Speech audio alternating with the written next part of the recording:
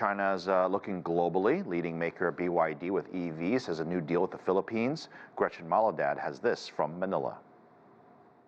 One giant leap for Filipino mobility. Cheers. Solo transferred President Mark Tiang has a lot to celebrate about as he opens BYD's newest flagship store in Quezon City. The 4,000 square feet dealership is the first in the country. It has 2 floors with a full service center and a ground showroom showcasing BYD EVs. The electric vehicle market in the Philippines is in its early stages, but it's rapidly growing. Thanks to the new EV law, which gives tax breaks, helping make EVs more affordable for local consumers. The government has also halted import duty on electric vehicles for the next 5 years to help mainstream EV usage. Ayala Corporation, one of the country's biggest conglomerates, is jumping on the bandwagon. AC Motors, Ayala's automotive arm, has inked a deal to become BYD's new distributor in the Philippines. We saw how BYD's driving force is about technology and innovation, as proven by BYD's Blade battery. And it's this technological driving force that's driving BYD to become the #1 brand in the world. So the choice was obvious. With BYD, we would democratize EV ownership in the Philippines. But it's not just about distributorship. AC Motors, together with the Ayala Group, will build an entire EV ecosystem from infrastructure, charging stations, hardware, down to financing. According to analysts, the resources that Ayala Corporation have will make BYD a key brand in the Philippine market. The electric vehicle sales in the country grew by nearly 6 times during the first quarter of this year, and the demand is expected to continue to grow. To keep up with demand, BYD, together with its official distributor AC Motors, are set to open 12 dealerships in the next 12 months. BYD is investing heavily in Southeast Asia, where Japanese auto companies have dominated for decades. In March, BYD started construction of a new factory in Thailand, its first outside of China. The new factory plans on producing 150,000 vehicles in 2024. There were talks that BYD is also mulling over an assembly plant in the Philippines. There is no specific plan at this moment, that we will build a factory, but we welcome opportunities that if there's any strategic opportunity or whatsoever, we'll definitely consider that. According to analysis from Counterpoint Research, Chinese auto groups are experiencing rapid growth and are outpacing their competitors in Southeast Asia. Their market share increased to 75% from 38% last year, and BYD's Atto 3 was the best-selling EV car in the region. Well, for Southeast Asia, definitely is a serious market for us because of the good support from many countries of the Southeast Asia, having good policies to support EV promulgations. Definitely, these are the areas that we put priority as well. China's share of global EV exports ballooned 8-fold over the past 5 years. BYD is igniting this trend as it rapidly expands production of affordable EVs. Gretchen Maladad, CGTN, Manila. So for a closer look at the auto industry, joining me, Bill Russo from Shanghai. He's the founder and CEO of Automobility, a strategy and consulting and investment platform. Welcome to the show. We were told many years ago that EVs would make a fairly large portion of all new cars being sold. But today, it's still a modest fraction, if you will, of what we were hoping it would be. And we've seen car makers now go from sort of 1.0, from the ideas, to now execution, right? We're in 2.0. Almost every major automaker has a EV, if not more than one. Where are we with the industry? It's certainly past the inflection point here in China, where you've got now 29% new energy vehicle sales.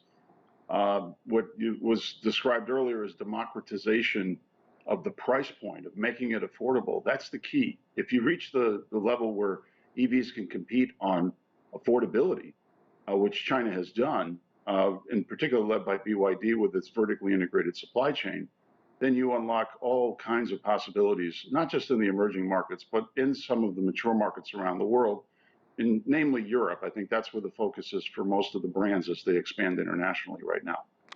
In the U.S., one of the criticisms is that if you were to pick 20 random EV vehicles, the vast majority of them are well out of the price range for the average person, and significantly more than the combustion engine. Tell me a little bit more what's happening in China. How did they get it to where it is now, and what is the price point relative to regular vehicles?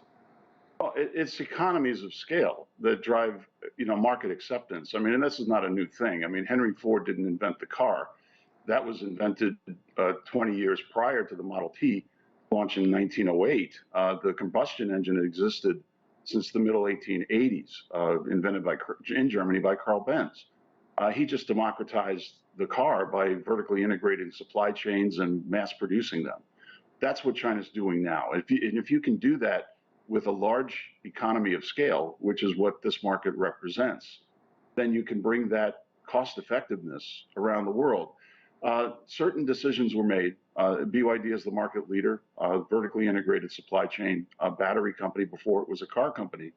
But even greater than that is the fact that you have such a large market at scale with price ranges from the BYD Seagull, which is 78,000 RMB, 11,000 US dollars, up to 300,000 is sort of the ceiling for the BYD brand.